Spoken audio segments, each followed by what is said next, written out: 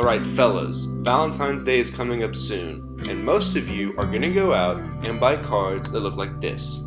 Garbage. It's cheesy, pathetic.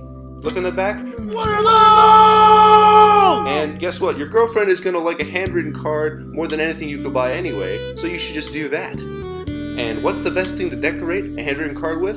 A Valentine's Day heart. So, I'm gonna teach you guys how to draw the perfect Valentine's Day heart according to science. Alright, let's get started. So what you should do right off the bat is just tape this paper down so it doesn't move while you're working. Now what we're going to do is we're going to draw a line. Just a line going straight down the middle of the paper, just like that. Right there in the middle of the paper, bisect it. Put a little line there, and then I want you to make this rock star sign with your hands, right? Now what you're going to do is just slowly draw little arches that kind of come to the middle there. Alright, now put two marks where your knuckles are and begin drawing this little shape like this. Trust me guys, this is going to help you a lot more later. So now what we're going to do is we're going to bring up the arches of the ilia to those initial lines that we drew.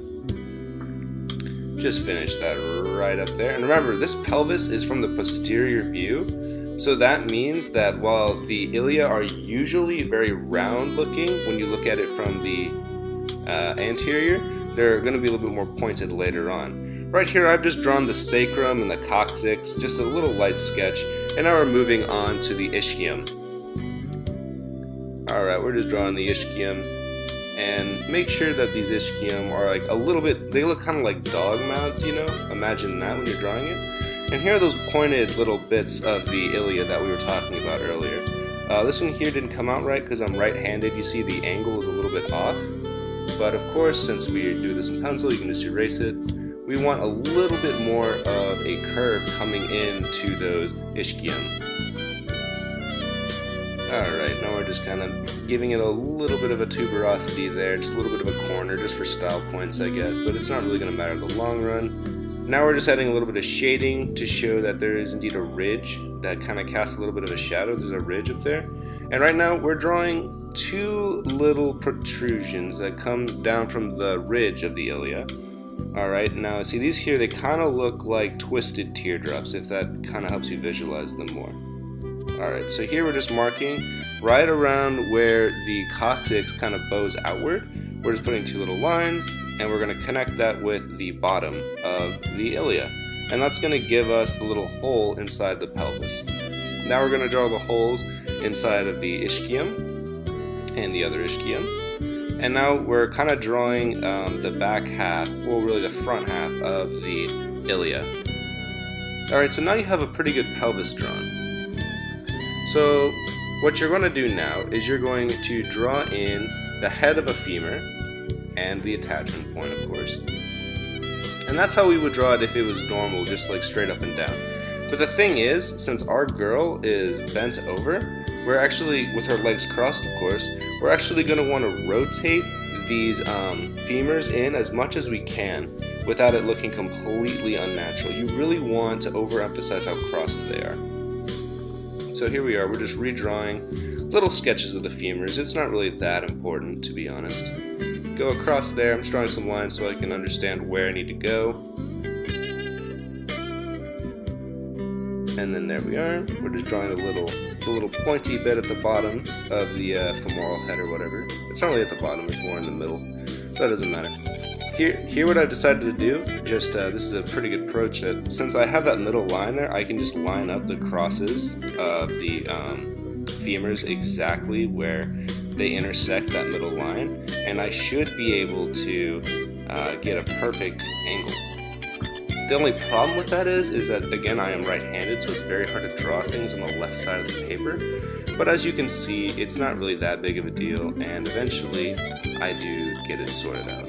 Oh, there it is. It appears that I wasn't going up far enough when I was drawing it originally. So we're just doing that, giving it a little bit more of a squish, and we've got it. We have an acceptable femoral head sketch. Alright, so now you draw the little crossbones, and here we're going to just put in the indication of a few little vertebrae. and we're gonna just draw in a little bit of a female body shape. So here we go. That's one half of the back.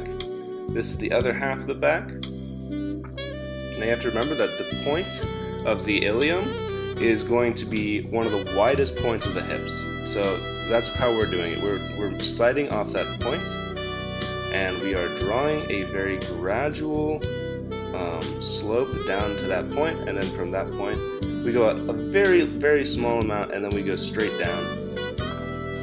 And for some reason now I'm struggling on the right hand side because logic, but that's okay. We have an eraser for a reason. There we go. So now you can see that this is beginning to approximate a little bit of the female shape. And here we go. Let me just adjust this camera. Okay, so now just for style points, we're going to draw in a couple ribs here. We're not really going to go too crazy with it though. And yeah, there we go. We're just going, these are the ones that connect in the front. These aren't floating ribs. These are just normal ribs. And ribs are actually really easy to draw. Like, if you think you can't draw them, you definitely can. There we go, we're just going a couple bits around. Alright, here we go. Looks like I'm drawing in some floating ribs now. Those two at the bottom that I just kind of don't wrap around all the way. And I know that these probably are not linking up to the correct vertebra, but it's really just there to give you an idea. And I mean, those are obviously too far down, even if the girl's bent over, but it doesn't really matter. So what we're going to do now is we're going to have to imagine the shape of the glutes, because I cannot draw that on YouTube probably. So basically, here we go. We're picking 2 points, and they're slightly farther than the center of the ilia, and we're going to make sure that the curves of the top of the glutes, which is going to become the top of the heart, they go up to that slightly off center point, and that right there, I drew that line across, and that's just kind of like so that I make sure that they're both the same. And here we go. What we're doing now is we're going to draw in the indication of some thighs. So you just make sure they taper slightly more at the bottom, with more taper on the side of the thigh that is like facing the ground more. So the ones on the bottom are going to taper more because of gravity. Well, rather, they're going to hang more because of gravity. Sorry about that. So now we're just going to lightly connect the shape of the thigh to that original curve that we drew. There we are. And we're going to make sure when you do this that you stay outside of the femoral heads. That's very important. Okay. Now what we're going to do is we're going to draw a point that is underneath the femur's crossing, but it is within the actual meat of the thighs. And then we're going to draw a point at the actual bottom of the femur intersection. And you do this because everybody prefers a different style of heart. If you like a really fat, short heart, you're going to want to take the one at the femur's cross.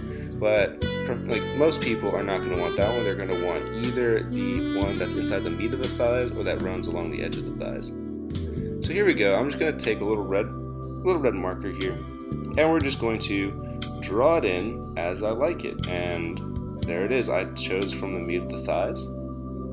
We're just going to go around there, just like that. There you go.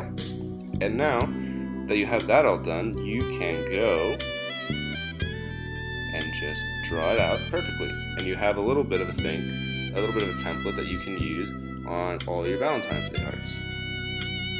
Now, of course, you can adjust the size of this. I just made a big one for demonstration purposes, and you don't have to be as detailed, even though I wasn't very detailed at all in my sketch of like the pelvis and, you know, the back especially. I was very vague on the anatomy of the back. But basically, this is just kind of a short, easy little way of thinking about how to draw the perfect Valentine's Day heart.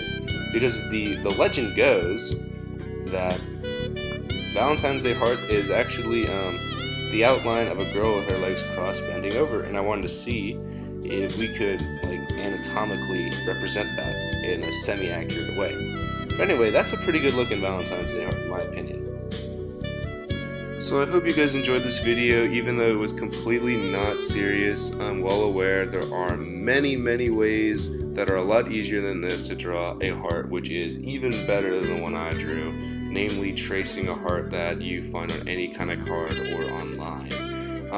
But it was kind of fun to just kind of explore whether or not the myth actually could hold some water, and I just figured why not.